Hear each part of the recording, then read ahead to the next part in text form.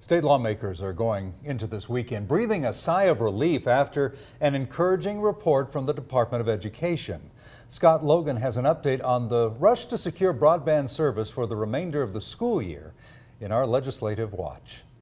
Department of Education Technology Director Will Goodman delivered a crisp, confident report updating lawmakers on efforts to secure alternative broadband internet service for school districts, service formerly provided by the now defunct Idaho Education Network. We have 100% of districts now reporting where they are in their current status. As of yesterday, the last one reported, and we only have one district that does not have an alternative internet provider in place. Goodman said students should have minimal disruption, although some districts may go dark during the transition.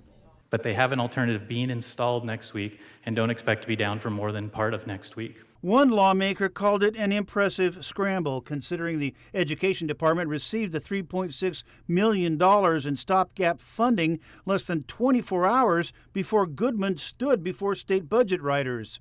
Senator, there's been a lot of bad news in education and broadband.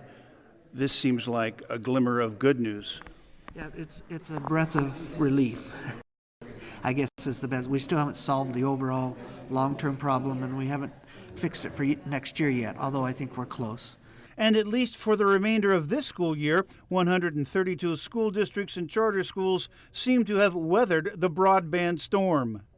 Lawmakers will get a clearer picture on just how much this is all going to cost on March 9th. That's the deadline for school districts to submit their expected expenses.